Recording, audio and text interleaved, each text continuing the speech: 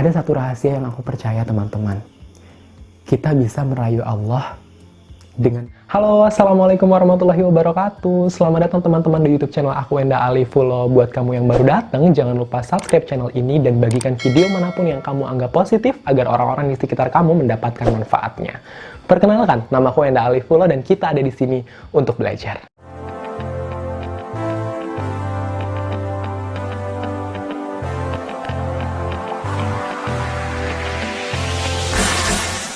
Halo teman-teman semua, apa kabar kalian? Mudah-mudahan kalian selalu sehat dan selalu diberikan yang terbaik sama Allah Subhanahu wa Ta'ala dalam setiap kegiatannya. Teman-teman, di video kali ini aku mau lanjutin lagi tanya jawab Q&A dari pertanyaan-pertanyaan yang sudah kalian ajukan ke aku, baik itu lewat Instagram, lewat komentar di YouTube, lewat Q&A di Instastory. Pokoknya aku mau coba banyak bahas pertanyaan-pertanyaan yang sering banget masuk ke aku. Mudah-mudahan apa yang aku sampaikan di sini mampu untuk memberikan informasi kepada kalian semua sehingga kalian bisa mempersiapkan diri dengan baik untuk menjadi abdi negara yang baik pula. Nah teman-teman, sebelum aku melanjutkan, kembali seperti biasa dengan tidak bosan-bosannya aku ucapkan terima kasih banyak buat kalian semua yang sudah subscribe channel ini, sudah like, sudah komen, sudah memberikan dukungan dan doa untuk aku. Mudah-mudahan segala kebaikan kalian dibalas sama Allah Subhanahu wa Ta'ala. Percaya aku teman-teman, kalau kita berbuat baik, pasti Allah juga bakal balas kebaikan kita. Kalau kita mudahkan orang lain, insya Allah Allah juga akan mudahkan kita. Amin ya robbal alamin. Maka langsung saja kita lanjutkan sesi Q&A-nya.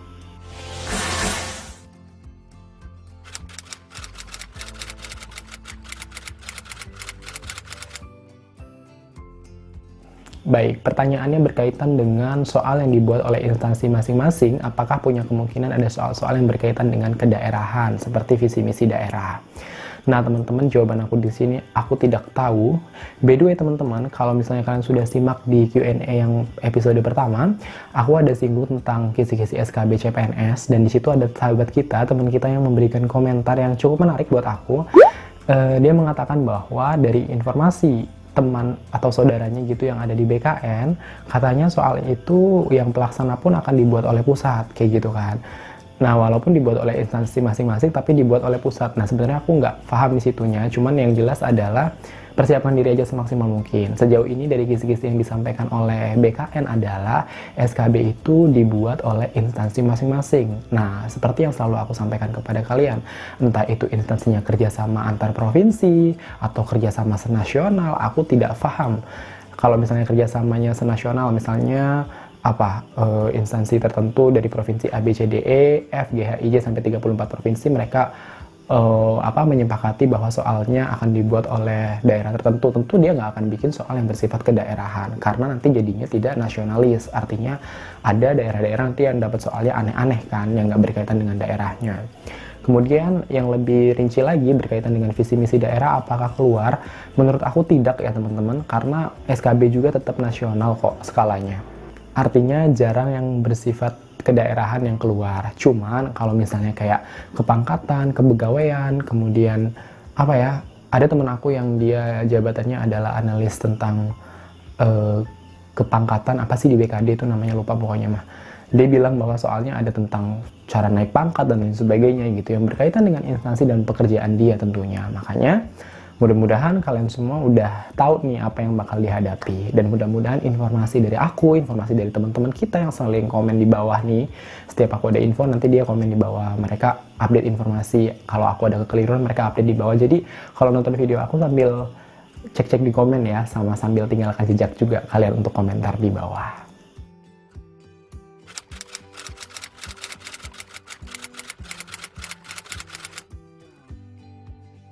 Berikutnya adalah tentang apakah setiap orang melaksanakan SKB 1 hari selesai atau tidak? Nah, jawabannya adalah tidak. Jadi ada yang sehari, ada yang 2 hari, tergantung banyaknya SKB yang harus mereka lalui. Kalau misalnya CAT doang, ya tentu sehari saja selesai.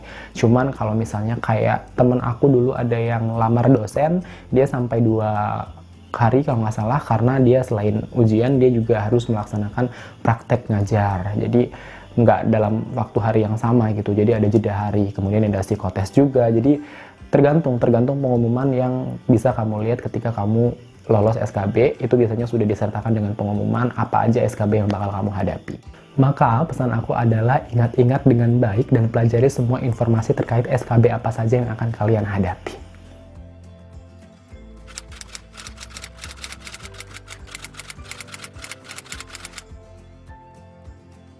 Baik, pertanyaan berikutnya ini lebih kepada pribadi ya untuk aku. Gimana cara Kak Wenda belajar SKB? Nah, kalau cara aku belajar SKB, sebenarnya tipsnya sudah pernah aku berikan. Kalau misalnya kamu belum nonton, kamu bisa lihat di sini. Jadi di tips itu aku udah sampaikan gimana cara aku belajar, dimulai dari harus punya buku, kemudian harus nulis ya, harus mempersiapkan segala hal untuk belajar itu aku harus nulis, karena kalau nulis itu berarti kita udah baca, kita udah mikir, baru kita tulis ya kan gitu.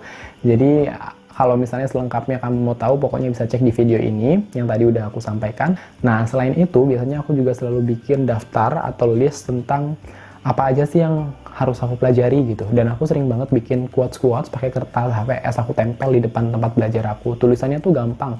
Kadang kalau aku mau kompetisi yang kayak beasiswa atau apa gitu, ujian-ujian apa, aku selalu bilang gini, lawan kamu di luar sana makan, minum, tidur dengan soal-soal. Maka kamu juga harus seperti itu. Lebay nggak sih? Tapi ya itulah diriku gitu. Aku untuk ngapus diriku sendiri, kadang aku suka ngomong, kalau ngomong sama diri sendiri itu susah, aku pakai tulisan. Kalau lagi lelah, baca tulisan itu tuh langsung ingat, oh iya ya, lawan aku di luar sana tuh mereka lagi makan, tidur, belajar, ngapain, buang air belajar, apalagi mau mandi belajar, ke kamar mandi bahkan bawa pelajaran, mungkin gitu loh. Jadi aku menciptakan kondisi supaya aku sadar bahwa aku tuh sedang dalam kondisi bersaing bersama orang-orang di luar sana yang aku nggak tahu gimana kemampuan mereka, gimana persiapan mereka. Jadi aku juga harus maksimal dalam mempersiapkan diri. So, teman-teman juga harus seperti itu. Semangat!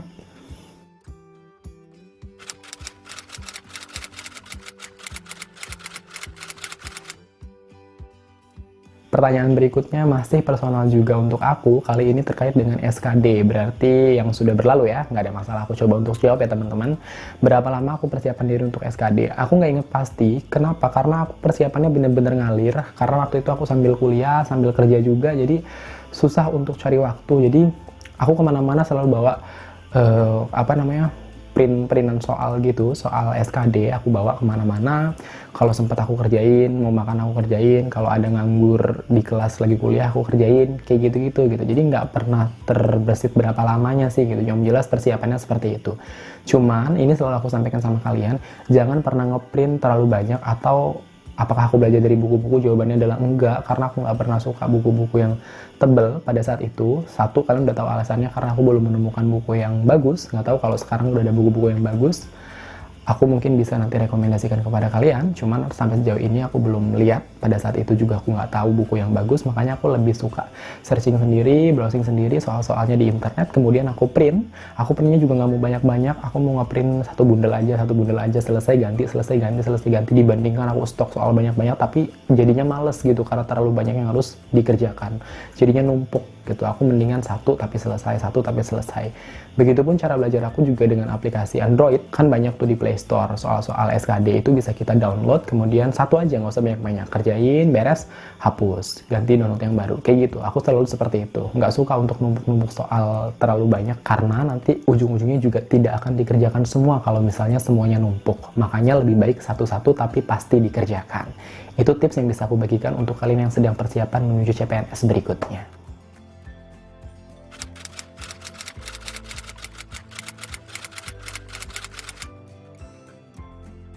Pertanyaan berikutnya adalah, Kak Wen pernah denger nggak kalau SKB tahun 2014 pernah ditiadakan?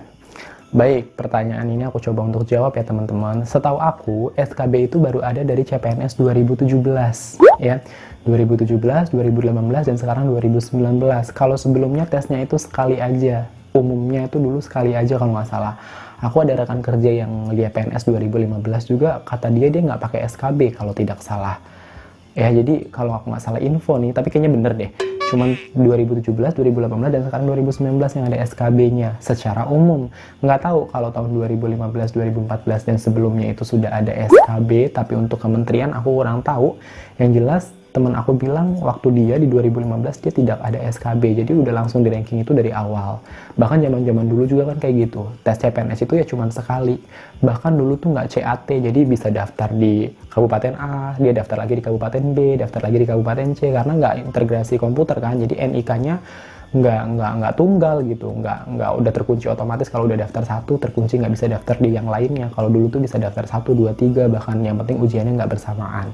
Makanya aku juga punya guru yang cerita sama aku, zaman bapak dulu enak kan gitu, ketika bapak ujian di sini daerah tertentu, bapak nggak berhasil, bapak ujian 2 hari kemudian di daerah lainnya ternyata soalnya sama, jadi udah kebayang duluan nih gitu. Nah, zaman dulu tuh masih seperti itu gitu. Kalau sekarang kan sudah lebih adil gitu, satu NIK hanya untuk satu pendaftar, untuk satu formasi saja.